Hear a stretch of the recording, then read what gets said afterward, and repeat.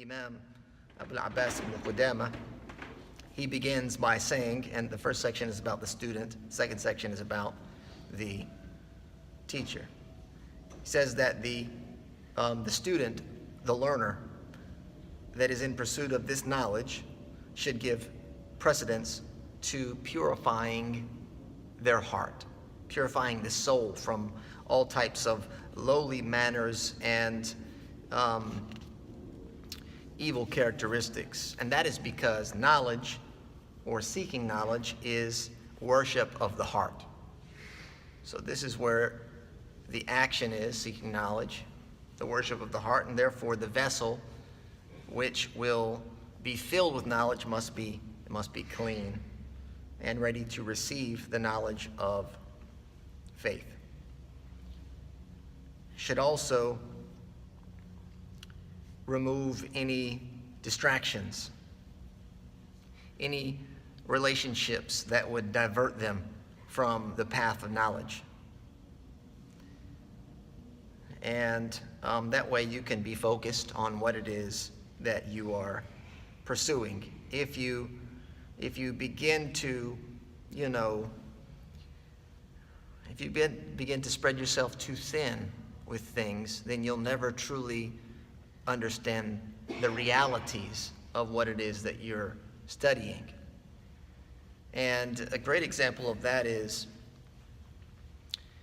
when you do want to read or review, that you sever all of the distractions. So today, put the phone aside, turn it off, turn off the notifications, maybe even leave it in a different room so that you're not tempted to go on and check your social media accounts and quickly, let me write a text, quickly, let me make a note for tomorrow, so you want to be able to, and it's very difficult today because the attention span has gotten shorter and shorter and the distractions are so many that there requires a certain level of training or retraining to be able to focus up and give one particular subject your full concentration for a healthy duration of time.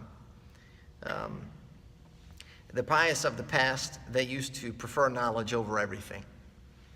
It was even reported that Imam Ahmad, rahimahullah himself, delayed marriage until after 40 years. Right? And there are there are some scholars that did not get married at all. And there was actually a book written specifically about them, the scholars that did not get married in their life, and the reasoning behind that was because of this very thing, that they themselves would not be able to live with the responsibility of a spouse that could potentially divert them from their pursuit of knowledge. So they gave preference to divine knowledge over, some of the halal and often encouraged delights of this world. And there's a debate as to whether, that should be done or not. But the point is that you can see illustrated through that example that there are those of the past, of the pious, that gave preference to knowledge over even getting married. The student should turn over the reins to their teacher, much like the patient does for the doctor. And because we do have a doctor with us, he could probably vouch for the frustrations that he probably feels when diagnosing a patient and the patient pulls out their phone and starts to Google and begins to interject and to challenge and to question and to undermine the doctor's job because, I've got Google here and Google knows all.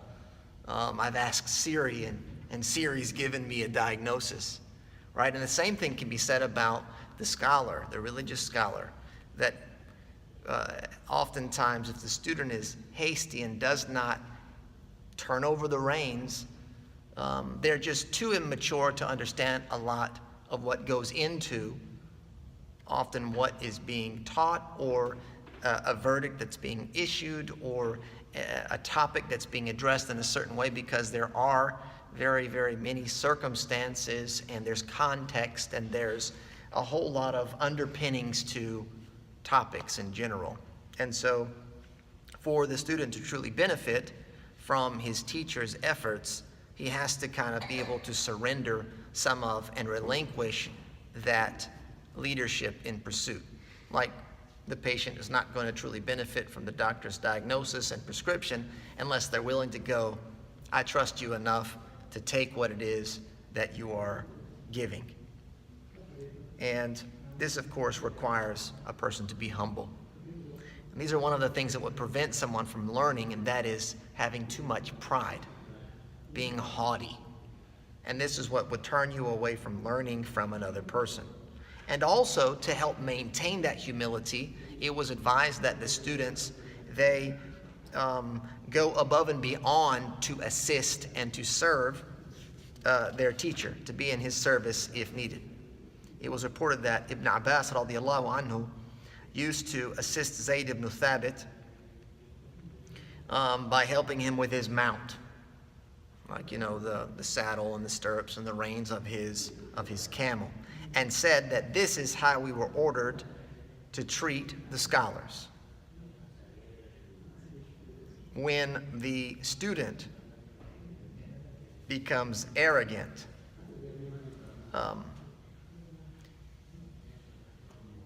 to the point that they cannot benefit or learn from somebody that's not recognized as being an advanced person, then this is a sign of their ignorance.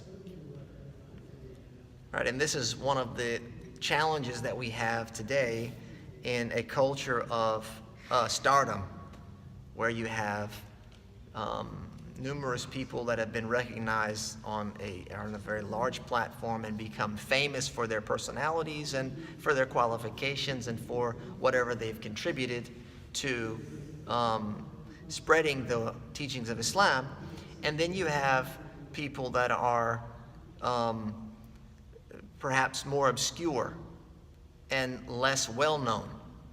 And it may be that their credentials are not public knowledge, but they do possess something that they can benefit others with, or they may not even be that far advanced in their training, but what they do have can be of benefit. And so to turn away from that type in order to run towards someone who's famous, it means that you have turned away from acquiring some benefit or some knowledge. And so this is like what the saying, as the saying goes, and this is reported in Sunnah Tirmidhi, says, "Al-hikma dhalatul mu'min aynama wajadaha akhadaha." Says that hikmah, or wisdom, if you will, is like the lost camel of the believer. Wherever they find it, they take it. Right? So wherever you are able to find and benefit from some knowledge from someone, then you should be humble enough to take it, even if they could possibly be lesser than you in degree, lesser than you in their credentials. If they have some knowledge, then you should be excited to take that regardless of where it is. So basically, you have to surrender your opinions, if you will, to the opinions of your teacher. And you can learn more from your teacher's mistake than you can learn from your being correct. And this is contextual, of course, in the pursuit of knowledge and in the grand scheme of the study, that it's very possible that this could be the case. Not that you become so overly obsessed with any one particular teacher that you're willing to go to the ends of the earth being wrong because it was their opinion that you are championing. But if you can benefit in some way from a mistake that was made, then it's very likely that you can walk away a winner. Ali radiallahu anhu, he said that from the rights of the scholar over the student, if you will, is that when you greet the gathering, you do so generally, and then you specify them with a greeting, your teacher. So when you come into a gathering, you know, you're going to greet your fellow students or visitors or guests, assalamu alaikum, and then to show reverence and respect to your teacher, you will single them out with a greeting as well. Also to sit in front of them, not to gesture with your hand and wave it about in front of them, not to wink the eye in front of them as if to make some type of gestures. And this was probably some issues of mannerism in context to this particular time. Also not to burden them with an abundance of questioning, not to assist them in answering. Right? So when the teacher is going to answer a question, the student quickly jumps in, and possibly throwing off the train of thought of the teacher, causing confusion.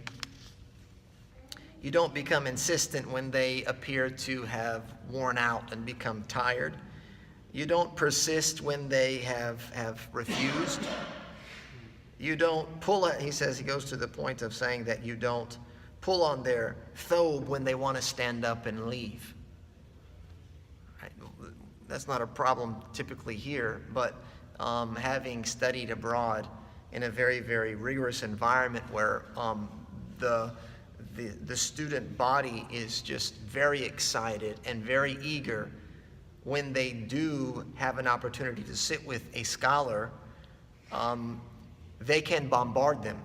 And you may have seen this if you've traveled abroad, or maybe some videos that you could have possibly seen, mobbing the sheikh, grabbing onto him, preventing him from going, insisting on answering a question, and persisting when, they're trying to go into their car, trying to go into their home, trying to carry on with their life after they've already given what they could afford of their time. So these are considered faux pas. These are bad manners to exhibit. Another thing is not to divulge secrets in front of your sheikh, not to backbite anyone in front of him, not to be looking for mistakes and faults from your teacher, because it's bound to happen. It's a certainty, in fact. Your teacher, your religious leader, is bound to make some mistakes, but you don't go looking for them as if ready to pounce on them. But what you do is you seek excuses, and you seek ways around identifying them as blatant errors. And in the event that they are, then you should be willing to accept his excuse and his apology. Also, it's improper that you are challenging in the manner of saying, well, I heard so-and-so say such and such. So-and-so says differently. Or that you begin to exaggerate in describing other scholars to your teacher. Right? So this is another, much like the Google example when you're sitting with your doctor and you start rattling on about what you heard and who said this and that and the other, and your doctor's prescribing, if he's giving you his analysis of your condition and prescribing for you, a course of action. Well, I read on the blog, it said this, or the other doctor said that, or I came across whatever. This is considered poor manners, especially in the context of religious knowledge, because there does exist difference of opinion. There does exist a thing called ijtihad, which is a scholar's endeavor or academic endeavor and pursuit, where it's very possible that he can conclude something that has not been concluded by another. You should not turn away from being in their company or being their student for a long period of time, almost as if to say, well, I've graduated, I'm done, I've spent a year, I've spent 2. If it's available for you to spend 10 or 15 or 20 years, it should not be turned away from. You should not see yourself too big to serve your teacher or to help. And if he presents some type of need, then you should race your associates and classmates to fulfilling that need. Because the sheikh, your scholar, is like a nakhla, which is a palm tree. And you are waiting for the fruits to fall from the palm tree and to take as much as you can. Now, those are a couple of the manners as it pertains to the student. There are a few more here that we'll mention, and then we'll save the manners of the teacher for our next meeting. It says the beginning student of knowledge should be weary of the following, and that is being overly concerned and paying attention to differences of opinion. And this is very, very commonplace when you begin to study or look into particular issues of religious knowledge, whether that's jurisprudence or the other subjects. If you become too concerned about the differences of opinion as a beginner level, as a starter, as a novice, you can become overwhelmed. And it will lead you to frustration, and eventually that will lead you to quitting, retiring early from the pursuit of religious knowledge. So it's just too much. It's just this opinion and that opinion. There's so many differences. I feel like I'm not getting anywhere. I left more confused than I have left with a feeling of certainty. And so in the beginning, what you want to do is you want to try and avoid argumentation, avoid looking into the differences, and that's what your teacher's there for, is to provide you with the beginner level information and then to build you up beyond that until you get to the point where handling the differences of opinion is not stressful to you, but it's understood and it's put in its particular context. It's important that you take from the best of everything because your lifespan is limited. You don't have time to study every single thing, but you should throw yourself into a pursuit of knowledge of the loftiest type, and that is knowledge which is connected to the hereafter. And this is the type of knowledge that will gain you certainty. The certainty which is similar to that which was achieved by Abu Bakr as-Siddiq, radiallahu anhu, to the point that the Prophet ﷺ witnessed, if you will, or testified to the fact that Abu Bakr as-Siddiq, he said, did not beat you or outdo you by way of abundant fasting or prayer. Right? So it wasn't Abu Bakr as-Siddiq's extensive worship that earned him the position of being a Siddiq, but it was something that happened in his heart, something that settled in his heart, and of course that is a level of certainty which earned him the title of a Siddiq, right? The one who believes. And these are just a few of the manners and kind of the mode of operation for